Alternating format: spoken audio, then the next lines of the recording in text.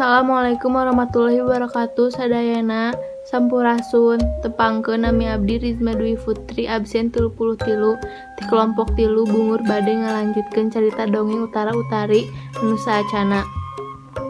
Di episode ieu dicaritakeun aya nagara anu sarua neang panerus raja, tapi beda saembarana.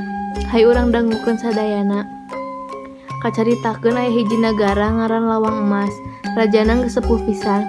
Anjeunna teu kagungan putra papatih, raina tegas. Raden Patih mah kagungan putra 2 tapi istri bae, gareulis sarta arampuh. Hiji Mang Raja sasahuran ka Raden Patih, lahirna Bau Ki Patih kumaha patana urang. Ayeuna urang geus karolot kieu saha nu baris jadi raja. Aya oge putra Ki Patih awewe 2 nana. Unjuk-unjuk Den Patih sumuhun sadawuhan jisim abdi oge sakalintang ngiring sesahna. Upami Kang Raka parantos beda, jisim abdi hamo kiat jadi raja, lahir raja. Ayeuna mah kieu bae, kapan urang boga ingon-ingon sato galak. Nyaeta singa nyajo sajodo pusaka jimat negara. Lamun engkang wapat ti heula, eta singa sajodo ku Ki Patih lepaskeun 2 nana tuluy saembrakeun sing saha nu bisa maehan jaluna. Eta pirajaun nu maehan bikangna diganjar duit 300 keton emas. Lahir Raden Patih, ngiringan satimbalan. Lila-lila Kanjeng Raja teu damang walas geus tepi ka titis tulis anjeunna. Dihin pinasti anyar pinanggih, lajeng mulih ka rahmat Allah bareng nepi ka 40 poena.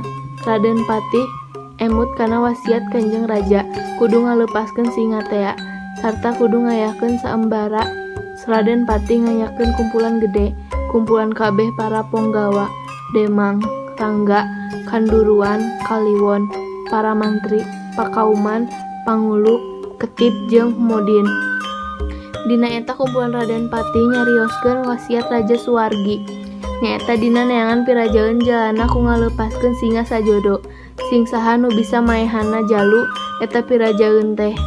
Demi nu bisa maehan bikangna baris diganjar duit 300 keton emas. Eta wasiat rek dilaksanakeun pageto amat. Kulantaran kitu bejakeun ka sakabeh rahayat dina waktuna kudu nyurumput. Ingon-ingon kudu dikararap demi anu milu saembrara.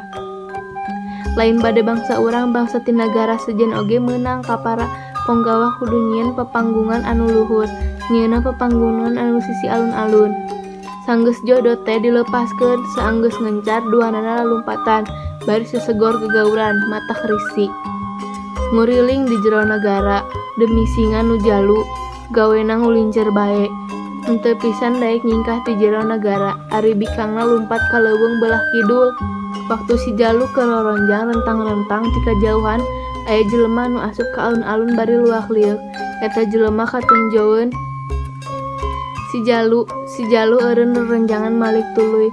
Muruh ka eta jelema bari gagauran barang manehna, ngarontok gampleng ditampling ku eta jalma. Singa kokosodan sakarat hosbak paeh.